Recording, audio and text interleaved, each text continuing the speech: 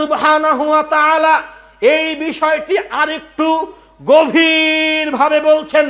সূরা বাকারার 274 নম্বর আয়াতে আল্লাহ সুবহানাহু ওয়া তাআলা বলেন, আল্লাযীনা ইউনফিকুনা আমওয়ালাহুম, যারা তাদের সম্পদকে ব্যয় করে, বিল্লাইলি ওয়ান নাহার, রাতে বা দিনে, সিররা ওয়া আলানিয়া, গোপনে অথবা প্রকাশ্যে, ফালাহুম আজরুহুম ইনদা রাব্বিহিম, আল্লাহ সুবহানাহু ওয়া তাআলার নিকটে তাদের যাজা, তাদের প্রতিদান, তাদের পুরস্কার রয়েছে।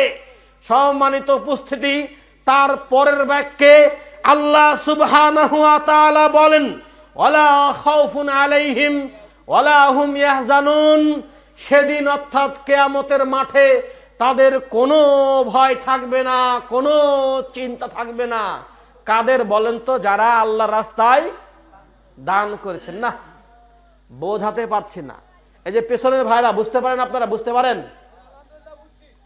আল্লাহ সুবহানাহু ওয়া তাআলা আপনাদেরকে লক্ষ্য করে বললেন, আল্লাযীনা ইউনফিকুনা আমওয়ালাহুম, যারা তাদের সম্পদকে ব্যয় করে, হোক রাতে, হোক দিনে, হোক গোপনে, হোক প্রকাশ্যে। যদি তারা দান সাদকা করে, হোক দিনে হোক রাতে হোক, গোপনে হোক প্রকাশ্যে হোক, তাদের জন্য আল্লাহর নিকটে মহা পুরস্কার রয়েছে।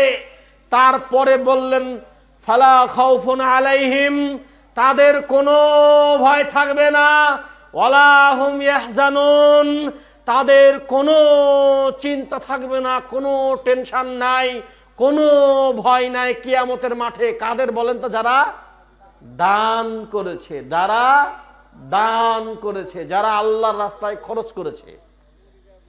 কথা যে কতটুকু বুঝতে পারছেন আমি বুঝতে পারছি না। সম্মানিত উপস্থিতি, তারপরের আয়াতে সূরা মুনাফিকুন 10 নম্বর আয়াত, সূরা মুনাফিকুনের 10 নম্বর আয়াতে আল্লাহ সুবহানাহু ওয়া তাআলা একই কথা বলছেন, একটু ঘুরিয়ে বলছেন, ওয়ানফিকু মিম্মা রাযাকনাকুম, ওয়ানফিকু মিম্মা রাযাকনাকুম, আমি তোমাদেরকে যে রিজিক দিয়েছি তা থেকে তোমরা আল্লাহর রাস্তায় খরচ করো, আল্লাহর রাস্তায় ব্যয় করো। মিন ক্বাবলি আইয়াতি ইয়াউম, সেই দিন আসার পূর্বে, সেই সময় আসার পূর্বে, মিন ক্বাবলি আইয়াতি আহাদুকুমুল মাউত, মৃত্যু আসার পূর্বে তোমরা আল্লাহর নিকট ব্যয় করো, আল্লাহর রাস্তায় খরচ করো। সম্মানিত উপস্থিতি, আল্লাহ সুবহানাহু ওয়া তাআলা এইভাবে করে আপনাকে বলছেন, তোমরা মৃত্যু আসার পূর্বে, মালাকুল মউত আসার পূর্বে আল্লাহর রাস্তায় দান করো, আল্লাহর রাস্তায় খরচ করো। কেননা সেই দিন আসার পূর্বে, সম্মানিত উপস্থিতি, আল্লাহ সুবহানাহু ওয়া তাআলা বলছেন যে ওয়ানফিকু মিম্মা রাযাকনাকুম মিন ক্বাবলি আন ইয়াতি আহাদুকুমুল মাউত ফায়াকুলা, যখন মালাকুল মউত আসবে, রব্বি লাউলা আখারতানি ইলা আজালিন করিব, ফায়াকুল, তোমরা বলবে, রব্বি লাউলা আখারতানি ইলা আজালিন করিব, হে আমাদের প্রতিপালক, হে আমাদের রব, আমাকে একটু সময় দেওয়া হোক, আমাকে সামান্য সময় দেওয়া হোক। ফাসাদদাকা, আমি সাদকা করব, আমি দান করব, ওয়াকুম মিনাস সালিহিন, এবং সৎকর্মশীলদের অন্তর্ভুক্ত হব।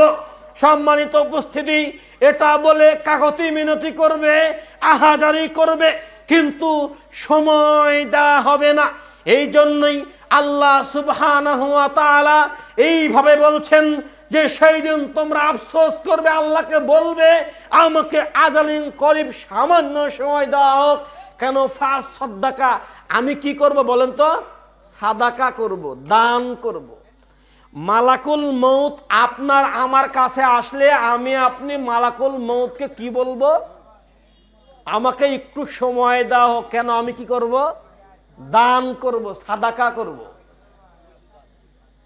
সম্মানিত উপস্থিতি, আল্লাহ বলেছেন করবেন, অতএব আপনি আমি করবই করবে কথায় ঠিক। সুতরাং দেহে প্রাণ আছে, দান করুন, সাদাকা করুন।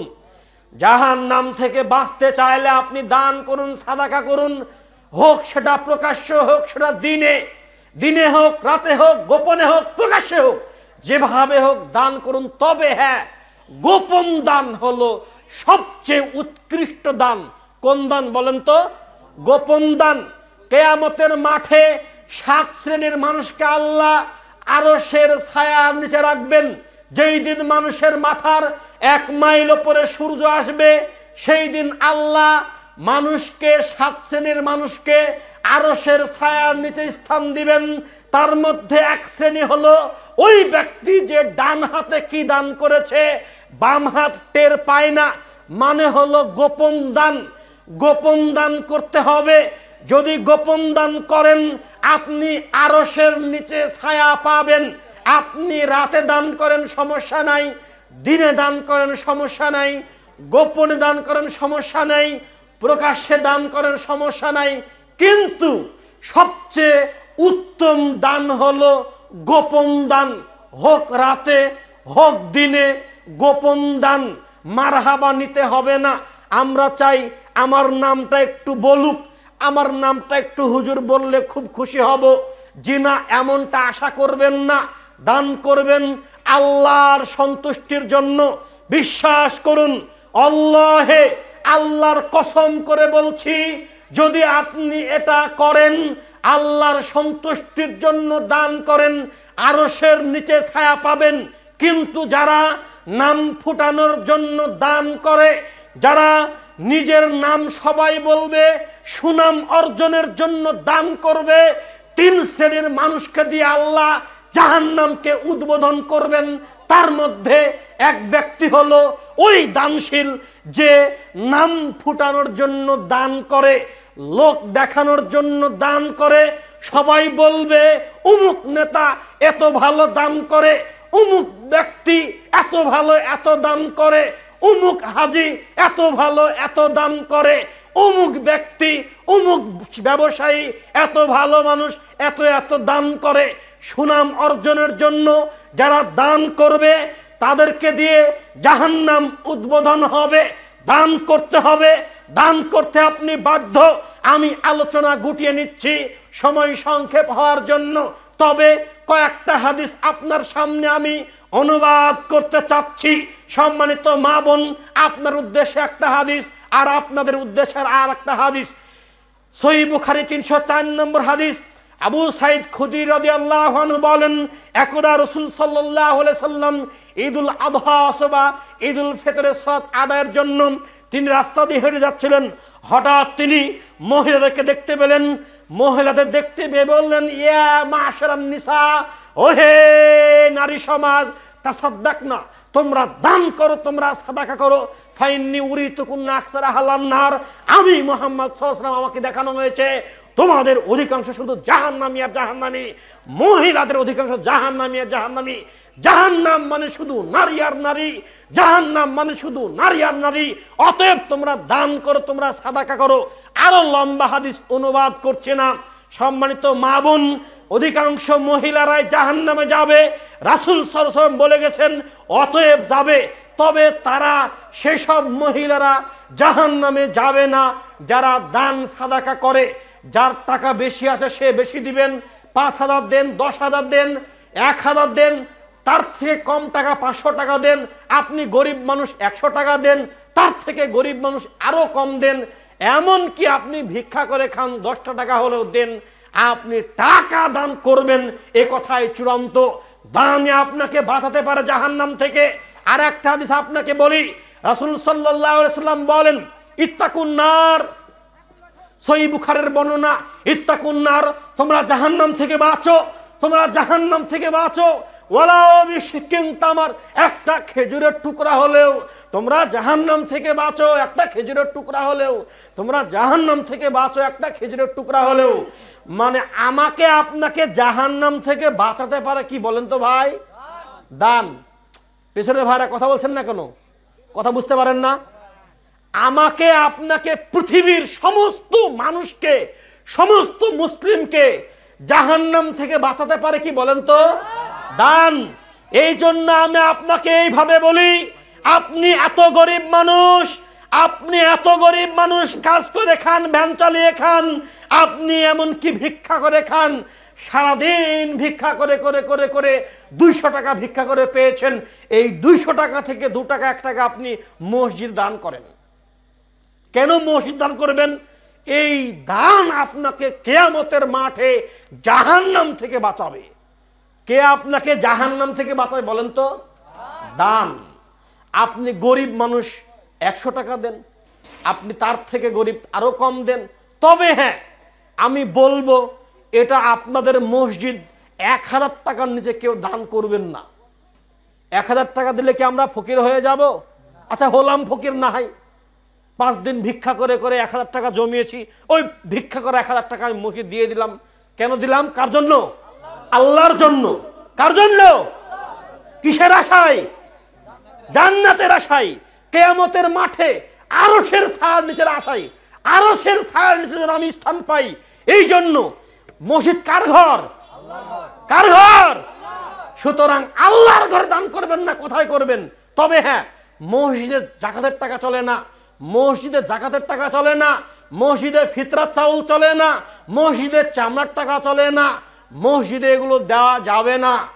মসজিদে দান করতে হবে, দান করতে হবে, আপনাকে বেশি বেশি দান করতে হবে। সুতরাং আপনার প্রতি আমি অনুরোধ করে গেলাম, আপনি দান করুন। রাসূলুল্লাহ সাল্লাল্লাহু আলাইহি ওয়াসাল্লাম বলছেন, জ্বলন্ত আগুনে পানি ঢেলে দিলে যেমন, সিলসিলা সহিহের মধ্যে হাদিসটা আসছে, আগুনে যেমন আগুন সাথে সাথে নিভে যায়, আগুন জ্বলছে দাও দাও করে পানি দিলেন নিভে গেল, ঠিক তেমনি কেউ যখন দান করে, দান করার সাথে সাথে আল্লাহ সুবহানাহু ওয়া তাআলা কবরের আযাবকে মাফ করে দেন। সুবহানাল্লাহ। আর কি চান আপনি? আপনার বাপ মারা গেছে, আপনার মা মারা গেছে, আপনার আত্মীয় স্বজন মারা গেছে, আপনার ছেলে মারা গেছে, আপনার স্ত্রী মারা গেছে, আপনার স্বামী মারা গেছে, আপনার ছেলের নামে, আপনার মেয়ের নামে, আপনার স্ত্রীর নামে, আপনার স্বামীর নামে, আপনার বাপের নামে, আপনার মায়ের নামে দান করুন। আল্লাহ রাব্বুল আলামিন আপনার কবর আযাব মাফ করে দেবেন ইনশাআল্লাহ। দান করবেন তো ইনশাআল্লাহ? এটা অনুরোধ করে গেলাম। 1000 নিচে দান করবেন না, 1000 এর নিচে। যারা কম দিয়েছেন বেশি করে দিবেন। আপনারা দান না করলে কি করে ভাই? দান করলে সম্পদ কমে না। আল্লাহ নিজে বলছেন, সূরা বাকারা 276 নম্বর আয়াতে দেখেন আপনি, আল্লাহ সুবহানাহু ওয়া তাআলা বলছেন, ওয়ায়ুরবি সাদাকা, দান সম্পদকে বাড়িয়ে দেয়। দান সম্পদকে কি করে? কার কথা? আমার কথা? কোন আলেমের কথা? কোন মুহাদ্দিসের কথা? কোন মুফাসসিরের কথা? কোন বিদ্যানের কথা? কার কথা? আল্লাহর কথা। সুতরাং দান করবেন। একটা কথা, যারা দান করবে না তাদের পরিণতি বলে দিই, যারা দান করবে না তাদের ভয়াবহ পরিণতি শুনুন। আল্লাহ সুবহানাহু ওয়া তাআলা বলেন, আল্লাযী জামাআ মালা ওয়া আদ্দাদা, যারা তাদের সম্পদকে জমা করে, ওয়া আদ্দাদা বারবার গণনা করে, ইহসাবু আন্না মালাহু আখলাদা, তারা মনে করে এই সম্পদ চিরদিন তার থেকে যাবে।